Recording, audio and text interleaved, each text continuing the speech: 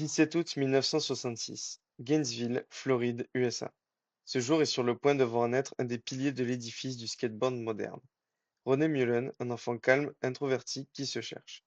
1977, un magazine arrive dans la boîte aux lettres et le jeune Ronnie Mullen décide de le feuilleter. Il y voit des photos de jeunes skateurs et se dit que lui aussi veut pratiquer ce sport. C'est là, à ce moment précis, que la légende du skate est en train de naître. Salut à tous et bienvenue dans ce nouveau format. Dans ces vidéos, je veux parler d'histoires de skate, de skateurs ou de marques qui ont façonné le monde du skate tel qu'on le connaît aujourd'hui. Pour ce premier épisode d'Histoire de skate, nous allons parler de Ronnie Mullen et essayer de comprendre comment un enfant timide et introverti a réussi à faire exploser la culture skate à travers le monde et les époques. C'est parti.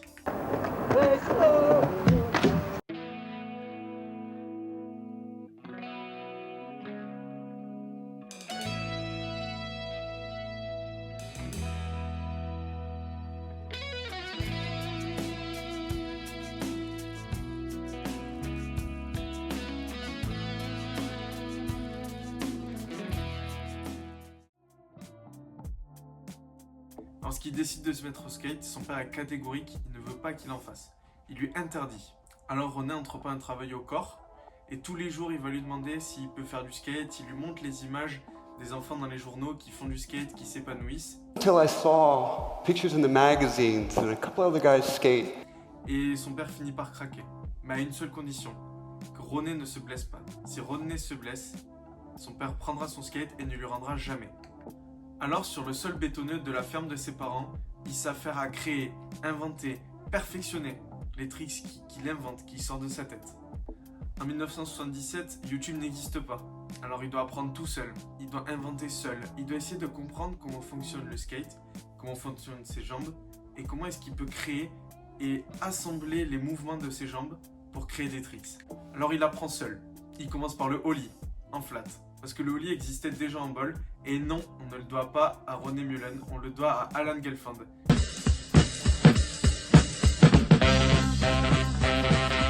Et si vous voulez un épisode sur lui, n'hésitez pas à le dire en commentaire. Alors il apprend le ollie, puis invente le kickflip, le 3-6 flip, le varial. En fait, toutes les variantes de flip qu'on connaît aujourd'hui, c'est Ronnie qui les crée. Dans sa ferme, sur le sol bétonneux, à s'entraîner 5 heures par jour, c'est lui qui crée, c'est lui qui invente et c'est à lui qu'on les doit. C'est dans ce contexte d'apprentissage et d'invention que Ronnie aborde sa première compétition amateur en 1979, soit seulement 2 ans après avoir commencé le skate.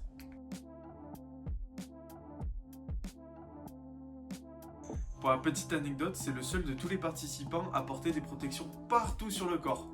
Demande de son père. Lors de cette compétition, le jury ne regarde pas Ronnie. Il regarde sa planche, ses réussites, les tricks qu'il a inventés, tout ce qu'il a créé dans sa ferme. Les jurys le regardent, ils sont obnubilés par ce qu'il sait faire et parce qu'il est capable d'inventer. Et c'est donc avec ce niveau de skate et ces innovations que Ronnie remporte sa première compétition amateur, donc seulement 2 ans après avoir commencé.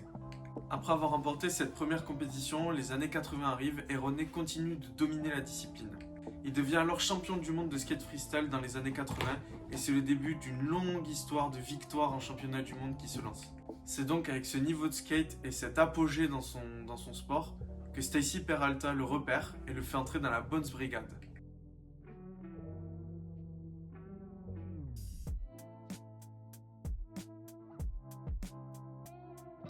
Petit aparté sur Stacy Peralta, c'est un ancien membre de la célèbre équipe les Z-Boys de Dogtown. Et c'est l'un des premiers skaters à avoir fait sortir le skate des parcs pour l'amener dans les piscines vides de Californie. Mais Stacy Peralta, c'est surtout un visionnaire. Après avoir été une star mondiale, il fonde Powell Peralta en 1978 avec l'ambition de professionnaliser le sport. Pour la Bones Brigade, il ne cherche pas seulement des athlètes, il cherche des personnalités uniques afin de créer le crew le plus radical de l'histoire. En repérant Ronnie dès 1978 pour l'intégrer à la Bones Brigade, Stacy n'est pas simplement un sponsor. Il devient un véritable mentor, une figure presque paternelle pour Ronnie. La personnalité de Stacy va permettre à ce garçon timide et introverti de s'extravertir, d'aller encore plus loin dans la création et de devenir encore plus une figure créatrice et novatrice du skate. En repérant Mullen, Peralta se rend compte que son génie n'est pas dans la force, mais dans la création pure. En intégrant la Bones Brigade dans les années 80, Mullen se retrouve aux côtés de futures stars mondiales telles que Tony Hawk ou Steve Caballero. Si vous voulez une vidéo sur ces gars, n'hésitez pas encore une fois à le dire en commentaire. Peralta offre à la Bones Brigade la plateforme idéale. Il leur réalise des vidéos révolutionnaires qui vont transformer ces jeunes marginaux en icônes planétaires qui vont inspirer plein de monde, notamment moi qui ai été inspiré par René, Tony ou encore Ryan Schickler un petit peu plus tard. Sous la protection de Peralta et de la Bones Brigade, Mullen n'a plus à se soucier du regard des autres. Sa timidité s'efface petit à petit et la part de génie qui sommeillait en lui devient encore plus grande. Il commence alors à créer de plus en plus et à s'inscrire dans les plus prestigieuses compétitions au monde. C'est alors de cette façon qu'il régnera une insolente domination au sein de la Bones Brigade où Mullen remportera 35 des 36 compétitions freestyle auxquelles il participera. Bien des années ont passé et Papa Mullen s'est un petit peu effacé et a laissé René s'accomplir. C'est alors que les blessures arrivent, s'accumulent et à l'aube d'une opération du genou, René ne peut plus se retenir. Il doit créer un tricks. Il veut créer un tricks qui va moins tirer sur ses articulations, qui vont le permettre d'encore plus faire de tricks sans forcer. C'est alors là qu'il invente les tricks en primo. Vous savez, le primo, le tricks, c'est plutôt la position de la planche où quand vous tentez un flip, que le flip ne flippe pas, que la planche retombe sur la tranche et que vous tombez dessus. Et bien pour René, ça, c'est un tricks. C'est un tricks qui crée la veille d'une opération du genou. Malgré son talent, son niveau, René connaît un trou dans sa carrière. Un trou qui est dû au fait que le freestyle s'essouffle un petit peu et c'est le street qui prend la place. C'est-à-dire que le freestyle, un type de skate qui se pratique uniquement en flat, commence à s'essouffler et de plus en plus de skaters commencent à essayer d'utiliser le mobilier urbain pour faire des tricks plutôt que le sol. Alors René doit impérativement se réinventer s'il ne veut pas se faire doubler par les nouveaux skaters qui arrivent. Il revient alors en 1984, encore plus fort, encore meilleur, avec de nouveaux tricks à proposer, avec une nouvelle philosophie. Voir la ville comme un skatepark géant, ses tricks comme de l'art. Alors, de 84 à 91, avec la Bones Brigade, ils vont réinventer le street skate, qui venait d'être inventé. Ils vont commencer à créer des tricks, des enchaînements, comme je vous l'ai dit précédemment, voir vraiment la ville, les villes, comme des skateparks géants à ciel ouvert. Avec la Bones Brigade, ils vont littéralement faire exploser le street skate et inventer des enchaînements dont personne n'aurait imaginé. Enchaîner un flip avec un Casper slide et un 3-6 flip out. Personne n'aurait pu y penser, à part René Mullen et tous les gars de la Bones Brigade. En 1987, Mullen va s'associer avec Steve Rocco et ensemble, ils vont fonder la World Industries.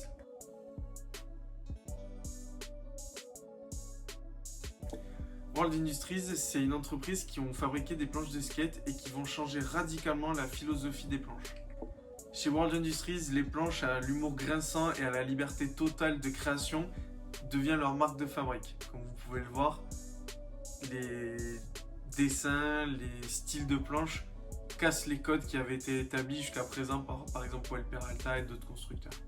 En montant cette structure avec Steve Rocco, Mullen prouve que son envie d'innover pour le skate ne se limite pas à sa planche, mais vient aussi toucher la façon de skater. Il va chercher dans le design même de la planche pour permettre aux skateurs d'encore plus ouvrir leurs esprits. C'est ça la philosophie de René. Toujours créer dans tous les domaines du skate, pouvoir avoir son mot à dire dans l'innovation et dans la façon de faire. Après près d'une décennie dans la Bones Brigade, René sent qu'il a besoin d'un nouvel air, qu'il a besoin de changement, d'un nouvel élan pour sa carrière. C'est donc en 1992, au pic de sa notoriété, que René décide de quitter la Bones Brigade et Powell Peralta pour aller chez Plan B. C'est là, chez Plan B, au pic de sa notoriété, qu'il tourne la part, la plus belle part de sa vie, celle qui devient un pilier pour tout jeune skater qui se respecte et qui a envie de regarder une belle vidéo de skate. Il tourne la part Plan B Questionable, qui est très probablement la plus belle part qui n'ait jamais été filmée de l'histoire du skateboard. I see trees of green. Dans cette part, René il choque la communauté skate. C'est-à-dire qu'il va lancer dans cette part des tricks qui n'ont jamais été imaginés par n'importe quel skater. Il va lancer par exemple le kickflip underflip.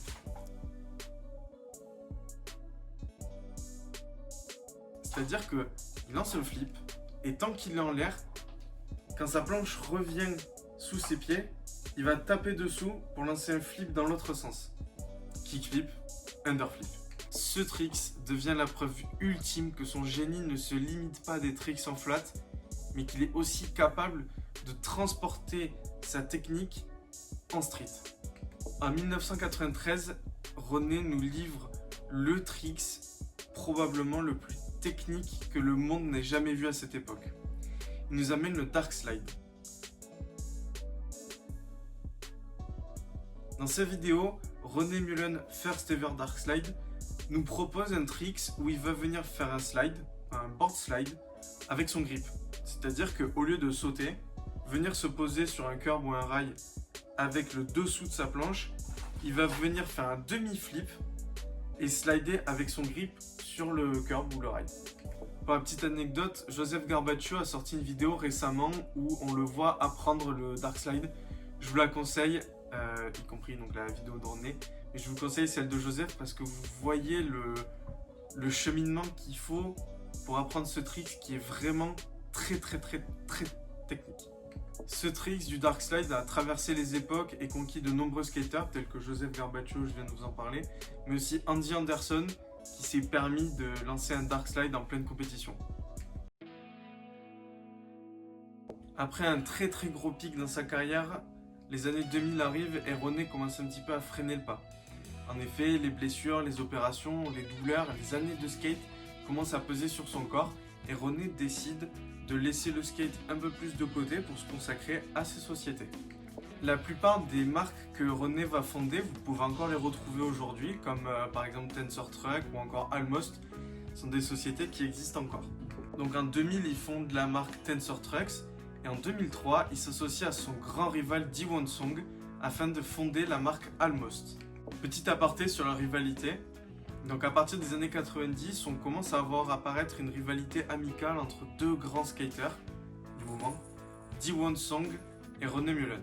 À travers les vidéos VS, les deux génies se livrent un combat à distance. René apporte la complexité mathématique des figures en freestyle, tandis que D1 apporte tout ce qui est l'équilibre sur les curbs et sur les éléments urbains.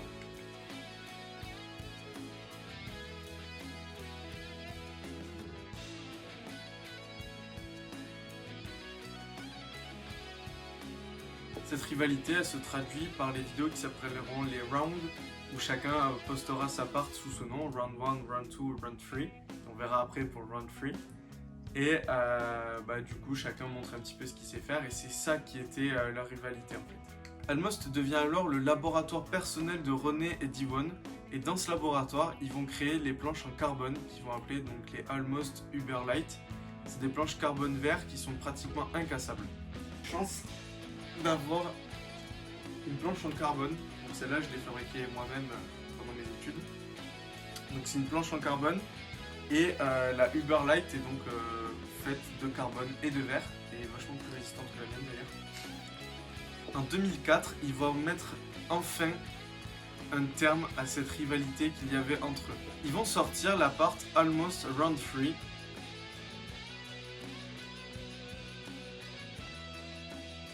Dans cette part, ils vont pouvoir aussi filmer les plus grands noms du skate, ou en tout cas ceux qui vont avoir un grand nom par la suite, comme par exemple le jeune Ryan Schickler, qui vient tout juste d'être médaillé d'or aux X Games 2003, ou encore Greg Lutzka, l'alien des 3-6 flips. Il y a une chose dans la vie de René dont je ne vous ai pas parlé. En effet, je vous ai dit qu'il avait dû un petit peu freiner sa manière de faire du skate. À cause de ses problèmes de santé, René a dû un petit peu freiner, mettre de côté le skate. Mais c'est pas tout à fait vrai. En tout cas, freiner oui, mais mettre de côté non. Les médecins lui ont dit qu'il ne pouvait plus rien faire pour sa hanche. En effet, sa position goofy qu'il a gardée pendant des années a commencé à lui générer des nombreux tissus cicatriciels autour de la hanche. Et donc en fait, il avait perdu beaucoup en mobilité. Alors il a décidé de se réparer lui-même. Dans son passage dans TED Talk, il explique comment est-ce qu'il s'y est pris. Il a décidé dans son garage Plutôt que de tirer un trait sur sa carrière et de dire voilà, j'ai apporté ce que j'avais à apporter au monde du skate, non, il avait encore à faire. Sa mission, elle n'était pas terminée dans le monde du skate. Alors il s'est coincé la jambe entre deux planches et a commencé à s'étirer. En fait, le but de son opération, c'était de détruire les tissus cicatriciels autour de sa hanche afin de retrouver un peu en mobilité. Alors il a passé de nombreuses nuits dans son garage à hurler de douleur, à se tordre. Alors cette opération, moi je vous la conseille pas. Mais pour René, elle était obligatoire. Sa passion pour le skate, sa vie, il a tout donné pour le skate. Sa vie, sa santé, ses douleurs, ses blessures, sa transpiration, son sang, il a tout donné pour le skate. Pour lui, il pouvait pas s'arrêter. C'est ça qui l'a poussé à se mutiler, à se blesser et à se faire du mal. Par amour pour le skate, par amour pour son sport. Mais aujourd'hui, que fait René Mullen? Comme je vous l'ai dit précédemment, il est passé sur le plateau de TED Talk, donc il a donné une conférence. Les conférences TED, c'est une plateforme mondiale où les plus grands intellects et les plus grands génies de la tech viennent pour exposer les idées qui valent la peine d'être partagées au monde en 18 minutes maximum. Chaque orateur doit transformer son expérience et sa vie en quelque chose de motivant qui te donne envie en fait d'aller vers le haut et de toujours te repousser tes limites. En 2012, l'invitation que René reçoit marque un tournant pour l'émission TED Talk et surtout pour le skate. Le skateboard quitte la rue, quitte les parcs, quitte les bols, quitte les piscines vides de Californie pour aller dans le temple de l'intellect. Passer sur le prestigieux tapis rouge représente pour le skate une vraie avancée, une vraie marque de respect qui prouve que le skate, c'est pas seulement un sport, mais c'est aussi une philosophie, une façon de vivre. En 2013, René est également invité au MIT, donc au Massachusetts Institute of Technology, une des universités les plus prestigieuses des États-Unis. Cette fois-là, il troque sa planche pour une blouse de chercheur le temps d'une journée au Media Lab, au prestigieux Media Lab du MIT. Il y enseigne comment le hacking urbain du skater peut inspirer l'ingénierie, comment l'apprentissage d'un tricks peut inspirer la fabrication d'un logiciel libre. Ses interventions portent sur les neurosciences, l'intelligence artificielle, Working with them on artificial intelligence? All kinds of things. So Yeah. the lab is et surtout sur la résilience face à l'échec. Pour les scientifiques du MIT, René est devenu un symbole de l'innovation pure qui traduit qu'on peut comprendre le monde si on accepte de tomber. Dans cette même année de 2013, René atteint la consécration maximale pour tout skater. En 2013, il est intronisé au SHOF, au Skateboarding Hall of Fame. Situé à Simi Valley en Californie, le SHOF ne se contente pas d'être un simple muséum où on va y exposer 3 planches, 2 rampes et parler de 3 skaters. Pas du tout. Il est chargé de renfermer l'histoire du skate. Tout ce qui a participé à la création du skate, tel qu'on le connaît aujourd'hui et qu'on le connaîtra demain, tout y est encore là-bas. Chaque année, une cérémonie d'intronisation y est organisée et on va célébrer les icônes, les pionniers, les inventeurs qui ont façonné la dernière décennie du skate et ce, depuis les années 60. Au-delà des noms gravés sur les murs, le SHOF conserve aussi des pièces uniques telles que des prototypes de planches ou des vidéos rares de skate et c'est un point de ralliement pour tous les skateurs du coin. Moi par exemple, j'aimerais beaucoup aller visiter ce musée. Alors pour boucler la boucle, René n'est pas seulement un homme, il n'est pas seulement un skater, c'est un homme innovant qui a voué son corps et sa vie pour le skate.